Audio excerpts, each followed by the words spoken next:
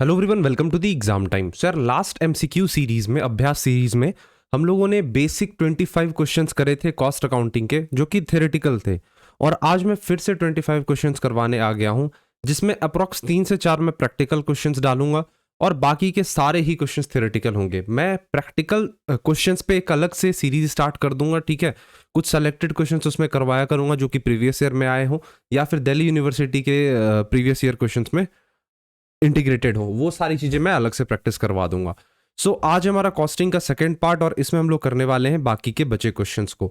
तो जो भी बच्चे चैनल पे पहली बार विजिट कर रहे हो, चैनल को सब्सक्राइब करें और इस वीडियो को अपने दोस्तों के साथ शेयर करें, सो दैट उन्हें पता चल पाए इस चैनल पे सीयूईटी पीजी से रिलेटेड भी कंटेंट्स अपलोड होते हैं। साथ ही साथ मैं बताना चाहूंगा एग्जाम टाइम के अल्टीमेट बैच के बारे में। जिन बच्चों को इसमें इनरोल होना है वो जल्दी से जाकर इसमें इनरोल हो सकते हैं, क्योंकि जल्द ही इसके प्राइसेस हाइक होने वाले हैं, प्राइसेस बढ़ने वाले हैं। अगर इसे इनरोल करना है, इस कोर्स में इनरोल करना है, तो exam time app play store से जाकर डाउनलोड करो, ठीक है। और वहां पे स्टोर सेक्शन के अंदर ये कोर्स तुम्हें देखने को मिल जाएगा। बहुत सारे फीचर्स इंटीग्रेटेड हैं, जैसे live plus recorded lectures, PDF notes, online test, doubt sessions, साथ ही साथ प्रीवियस ईयर क्वेश्चंस पेपर भी इसके अंदर इंटीग्रेटेड है। जाके फटाफट से इसे ज्वाइन करो। स्टार्ट करते हैं अपने आज के सेशन को। हमारा जो क्वेश्चन था वो था क्वेश्चन नंबर 26। चलो देखो यार, क्वेश्चन नंबर 26 तुम्हारे स्क्रीन के सामने है, स्क्रीन पे आ चुका है। क्वेश्चन नंबर 26 देखो जरा क्या बोल रहा है यहाँ पे। विच out of the following is not an inventory valuation method. बहुत ही आसान बेसिक सा क्वेश्चन है। इनमें से कौन सा इन्वेंट्री वैल्यूएशन मेथड नहीं है? तो कौन कौन सा हो सकता है? फीफो होता है, लीफो होता है, हाईएस्ट इन फर्स्ट आउट ये मेथड होता है, वेटेड एवरेज होता है, बहुत सारे ये सारे मेथड होते हैं। लेकिन ईओक्यू जो है, इकोनॉमिक ऑर्डर क्वांटिटी, ये एक मेथड नहीं है इन्वेंट्री वैल्यूएशन का, ठीक है। तो जिसका राइट आंसर होगा ऑप्शन 4 हो जाएगा। 27 की बात करें तो which of the following are possible cause of material price variance. Price में जो हमारे स्टैंडर्ड प्राइसेस होते हैं और एक्चुअल प्राइसेस होते हैं, इन दोनों में जो डिफरेंस आता है, इसको नाम देते हैं हम लोग मटेरियल प्राइस वेरिएंस। तो इनमें से कौन कौन से वो पॉसिबल रीजंस हो सकते हैं जिसकी वजह से मटेरियल प्राइस वेरिएंस अराइज हो सकता है? तो इसको देखना स्टार्ट करो। क्वेश्चन नंबर 27 है और फटाफट से इसका आंसर करो। देखते हैं। पहला है change in market price. Yes, ये रीजन हो सकता है मटेरियल प्राइस वेरिएंस में होने, मटेरियल के प्राइस में वेरिएंस होने का। दूसरा, use of poor quality material, मेरे हिसाब से ये नहीं होना चाहिए। तीसरा, इनएफिशिएंट बाइंग, ये हो सकता है कि आपने अच्छे तरीके से एफिशिएंटली चीज़ों को, मटेरियल्स को आपने नहीं खरीदा, ये रीज़न हो सकता है। चौथा, इसमें अल्टीमेटली बाइंग। अल्टीमेटली बाइंग का मतलब यहाँ पे सबसे पहले जानना होगा व्हाट इज अल्टीमेटली बाइंग। देखो बहुत सारी चीज़ें हैं, 2 वर्ड्स मुझे एरर लग रहे हैं इसमें। वैसे मैं मीनिंग चेक कर लेना, जस्ट फिर वेट फॉर अ मिनट, मुझे मीनिंग नहीं मालूम है इसका।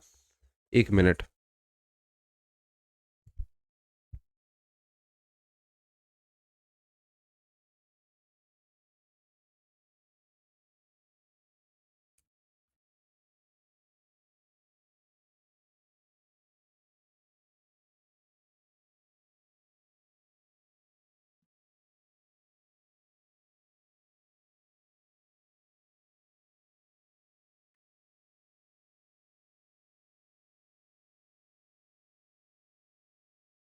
हाँ तो अनटाइमली, सॉरी अनटिमेली बोल रहा हूँ, अनटाइमली है भाई। अनटाइमली, सॉरी सॉरी, गलती हो जाती है मेरे से भी। अनटाइमली, जो एक्यूरेट एग्जैक्ट टाइम है अभी नहीं हुआ है, ठीक है। एक्सपेक्टेड टाइम अभी नहीं हुआ है, या फिर टाइम के पहले आपने चीज़ों को खरीद लिया है, दैट इज अनटाइमली बाइंग। और उसके बाद फिर देख लेता हूँ।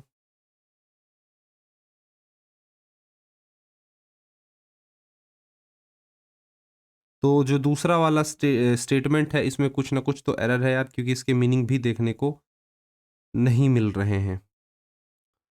तो जो इसका एरर होगा वो पहला तो होगा ही, तीसरा तो होगा ही, और चौथा भी होगा, क्योंकि अनटाइमली बाइंग यहाँ पे आ रहा है। आपने जब आप, जिसकी जो टाइम होनी चाहिए उस टाइम पे आपने खरीद कर आपने दूसरे टाइम में खरीदा, तो वो भी एक इंपॉर्टेंट रीजन हो जाता है।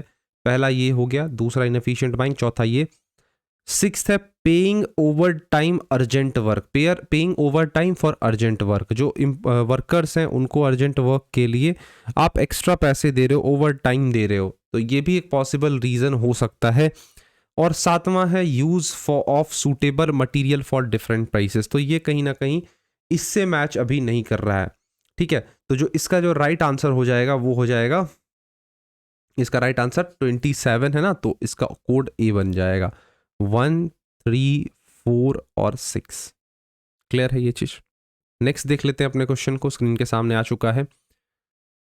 If material cost variance is 5000 favourable, favourable word mention किया गया, इट मींस प्लस में है ये चीज।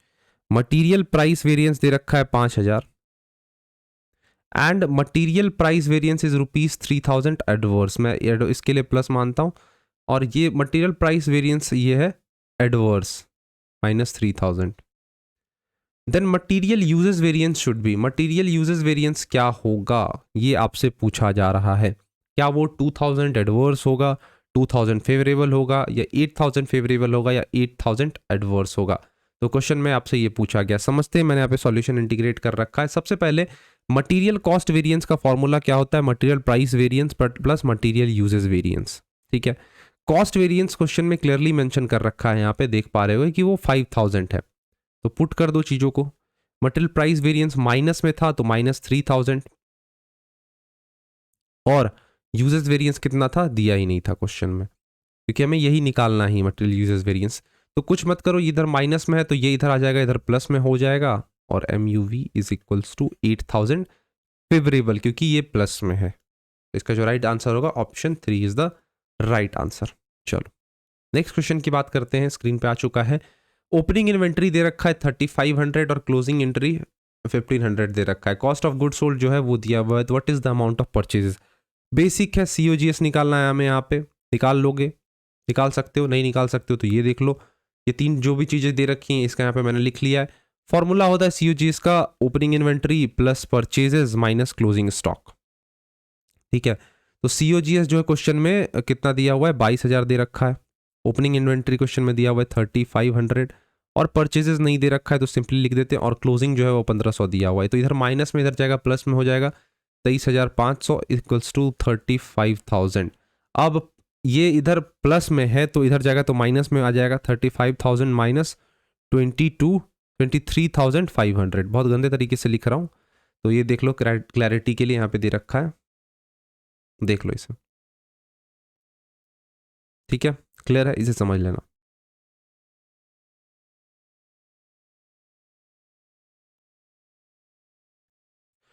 चलो नेक्स्ट क्वेश्चन की बात करते हैं। अच्छा 1 मिनट रुकना है, यहाँ पे मैंने कुछ एरर बताया है क्या?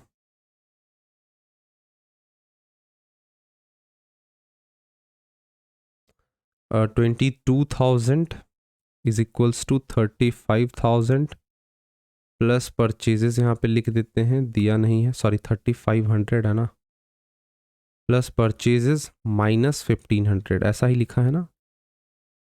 हाँ चलो,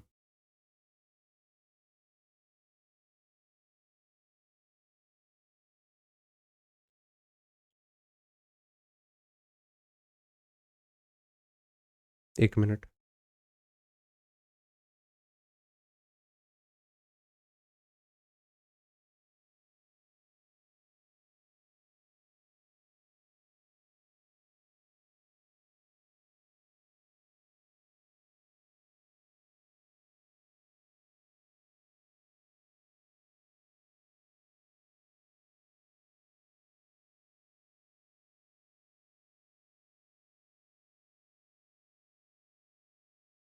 चलो देखो, कंफ्यूज मत होना चीज़ों में। यहाँ पे जो 3500 और 1500 है, इन दोनों को एडजस्ट करके 2000 बना दिया गया है, और फाइनली फिर परचेजेस में इस 2000 को निकाल दिया गया है। तो जो चीज़ें हो गई हैं थोड़ी सी सिंप्लीफाइड हो गई हैं, जो राइट आंसर हो जाएगा 20,000 हो जाएगा। क्वेश्चन नंबर अगर 30 की बात की जाए तो यहाँ पे दे रखा है XYZ limited has total fix cost of 2 lakh. Total fix cost दे रखा है, सेलिंग प्राइस दे रखा है 50, और जो वेरिएबल कॉस्ट है वो कितना है? 30 है। क्या क्या क्या मैंने बोला कि XYZ लिमिटेड है, उसकी टोटल फिक्स कॉस्ट जो है क्वेश्चन में वो 2 लाख दे रखी है। सेलिंग प्राइस पर यूनिट है, यूनिट्स में है, ये कितना है? 50 है, और वेरिएबल कॉस्ट जो दे रखा है वो है 30 दे रखा है। तो पूछ रहा है what is break even point. सबसे पहले जानते हो ये ब्रेक इवन पॉइंट होता क्या है? ये वैसी पॉइंट है जहां पे ना ही प्रॉफिट होगी ना ही लॉस होगी। The selling price and the total cost are equal to the break even points. ये बहुत इंपॉर्टेंट लाइन है, एग्जाम में यहाँ से क्वेश्चन निकलता है कि ब्रेक इवन पॉइंट एक ऐसा सिचुएशन है जहां पे सेलिंग प्राइस SP ये किसके इक्वल होता है? टोटल कॉस्ट के इक्वल होता है। ठीक है, और कंपनी एग्जैक्टली यहाँ पे जितना वो खर्चती है उतना ही उसे पैसे मिलते हैं। तो इसका जो फॉर्मूला होता है ना वो होता है fix cost divided by sales per unit minus variable cost. तो इस क्वेश्चन में चीज़ें क्लियरली दे रखी हैं, ठीक है। तो फिक्स कॉस्ट क्वेश्चन में कितना दिया हुआ है पता है तुम्हें, 2 lakhs दे रखा है, 2 lakhs ले लो। और सेलिंग प्राइस 50 दिया हुआ है, वेरिएबल कॉस्ट 30 के हिसाब से दिया है। फाइनली तुम इसे 2 lakhs को 20 से डिवाइड कर दोगे तो 10,000 यूनिट्स जो होगा तुम्हारा वो निकल कर आ जाएगा ब्रेक इवन पॉइंट। तो जिसका राइट आंसर होगा ऑप्शन 2 होगा, ठीक है। बहुत ही बेसिक और आसान क्वेश्चन था। अब देखो क्वेश्चन नंबर 31 यहाँ पे आ चुका है, न्यूमेरिकल है, ये तुम्हारे लिए होमवर्क है, इसे कर लेना। क्वेश्चन नंबर 32 की अगर बात की जाए तुम्हारे स्क्रीन के सामने आ चुका है, जस्ट एक minute.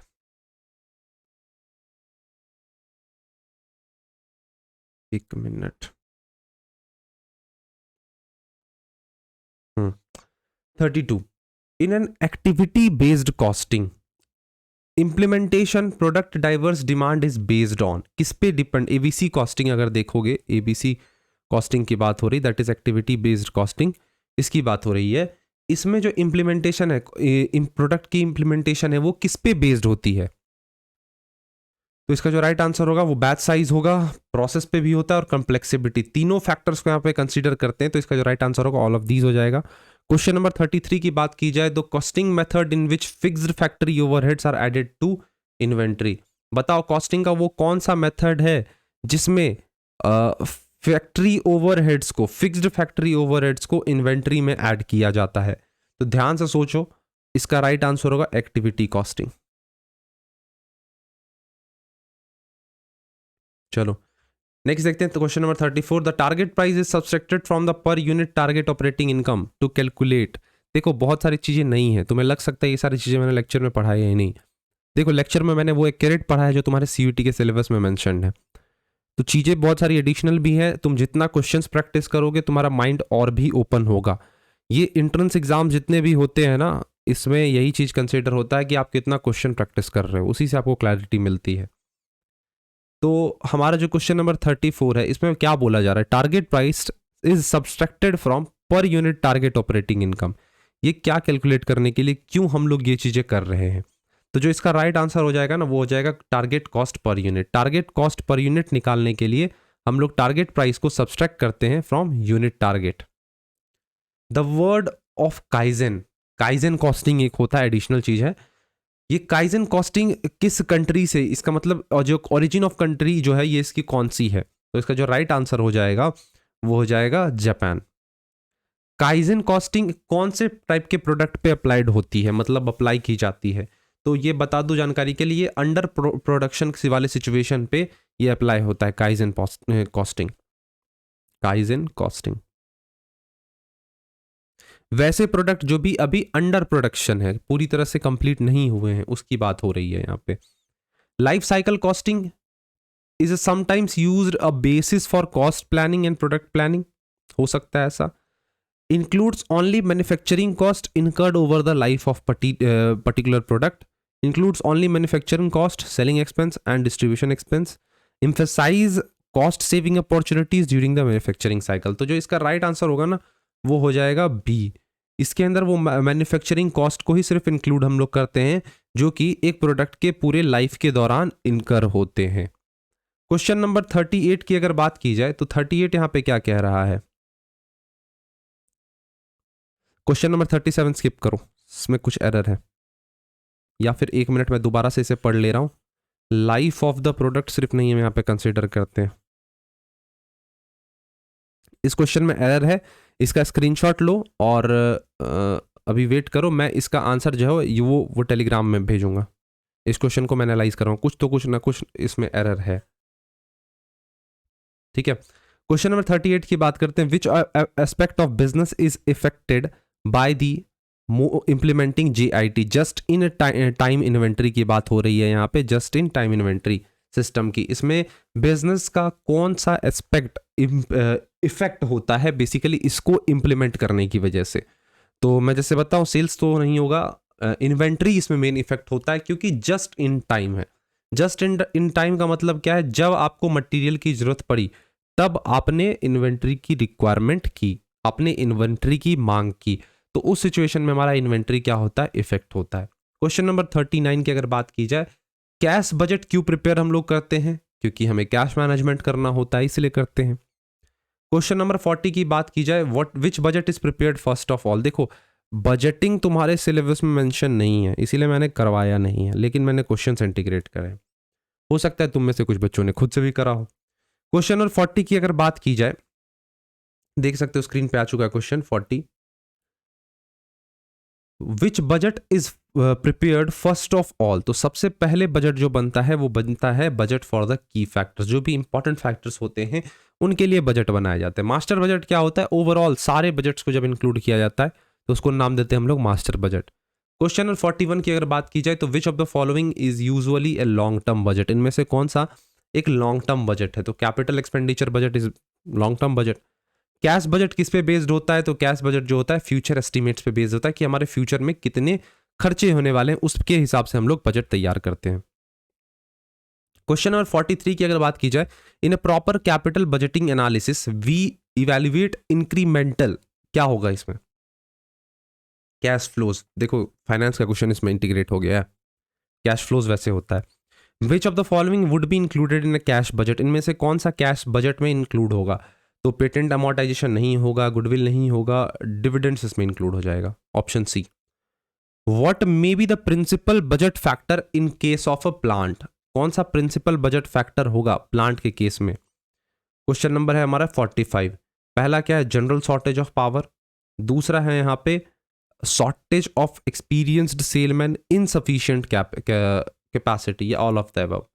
What may be the principal budget factor in case of plant, budget factor में जो हमारा कौन, जब हम लोग प्रिंसिपल देखते हैं इसका, ठीक है, प्लांट की बात हो रही है यहाँ पे,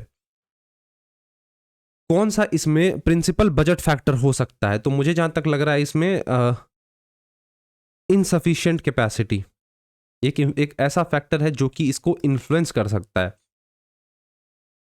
क्वेश्चन नंबर 46 की अगर बात की जाए, the concept of budget that requires all levels to work from scratch, zero से बात हो रही है, तो that is zero based budgeting, zero based budgeting is the right answer. In activity based costing, an activity or unit or work ask with the differentiated purpose will be classified as, इसको हम लोग बोलते हैं activity, हर एक काम को, हर एक unit को डिफरेंशिएट कर दिया जाता है as a activity. Question number 48 की बात की जाए, तो an estimated price which is expected to be paid by the customer for a particular market offering is classified as, इसको क्या नाम देंगे, वो एस्टिमेटेड प्राइस जो कि एक कस्टमर से उम्मीद लगाया जाता है कि वो पे करेंगे फॉर पर्टिकुलर मार्केट ऑफरिंग, इसको हम लोग नाम देते हैं टारगेट प्राइस।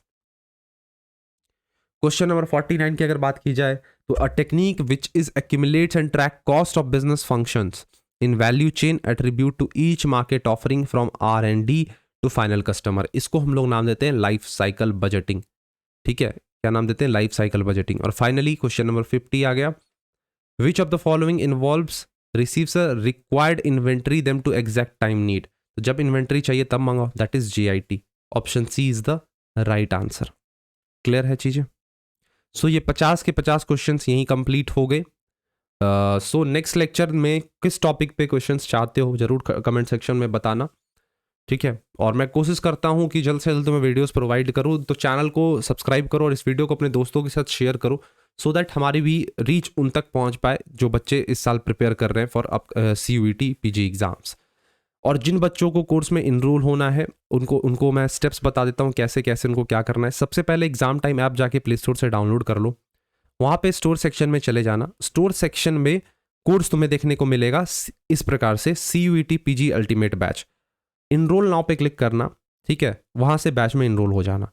अगर कोई दिक्कत आती है तो इस दिए गए नंबर पे कॉल करना या फिर व्हाट्सएप करके अपने प्रॉब्लम्स तुम बताना। सॉरी, नंबर है 8102043143, यहाँ पे तुम्हें भी नीचे में भी दिख रहा होगा नंबर, इस जगह पे नंबर तुम्हें देखने को मिल रहा है। साथ ही साथ कोई और भी अगर तुम्हारी परेशानी है तो तुम व्हाट्सएप कर सकते हो, कोई भी तुम्हारे डाउट्स हैं तो वो भी तुम हमें व्हाट्सएप कर सकते हो। सो एंड करते हैं आज के इस सेशन को, मिलेंगे अपने नेक्स्ट सेशन में, तब तक के लिए thank you, bye bye and take care.